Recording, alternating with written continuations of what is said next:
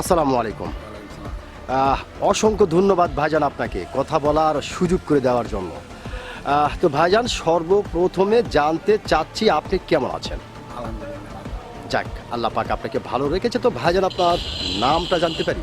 মোহাম্মদ সিরাজুল ইসলাম। মোহাম্মদ সিরাজুল ইসলাম, সুন্দর একটি নাম আপনার, অত্যন্ত চমৎকার একটি নাম আপনার। এবং আপনার নাম শুনে মোটামুটি আপনাকে সামনাসামনি দেখে যেটা বোঝা যাচ্ছে, আপনি দুর্দান্ত একজন সাহসী মানুষ। এটা কিন্তু ভাইজান আপনাকে দেখেই বোঝা যাচ্ছে। তো ভাইজান, যেহেতু আপনি বাংলাদেশের একজন সচেতন নাগরিক এবং বাংলাদেশের একজন সাহসী মানুষ, সেই ক্ষেত্রে এই বিষয়টি আপনার কাছ থেকে জানতে চাচ্ছি যে আমাদের বাংলাদেশ স্বাধীন হবার পর থেকে যে সমস্ত মানুষগুলি রাজনৈতিক বক্তব্যের মঞ্চ থেকে শুরু করে নিয়ে, ওয়াজ মাহফিল থেকে শুরু করে নিয়ে যে যেখান থেকে পেরেছে বাংলাদেশের অধিকার নিয়ে কথা বলেছে, আমরা দেখেছি সেই সমস্ত মানুষগুলিকে কারণে অকারণে বেকারণে মৃত্যুবরণ করতে হয়েছে।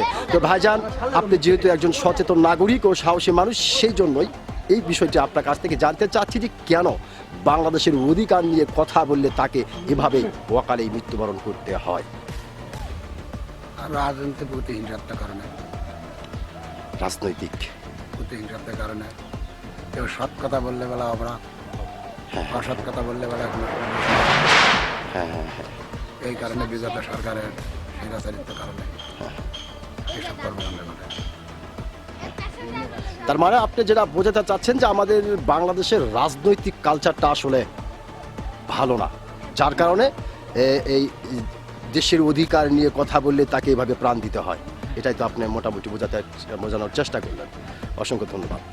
খুব গুরুত্বপূর্ণ একটি কথা বলেছেন আপনি এবং মোটামুটি সাহসিকতার সহিত বলেছেন। আমি এই জন্যই কিন্তু আপনার নাম শোনার পরে বলেছিলাম যে ভাইজান, আপনি আসলে একজন সাহসী মানুষ। আপনি কিন্তু আপনার সাহসিকতার পরিচয় দিয়েছেন। অসংখ্য ধন্যবাদ আপনাকে।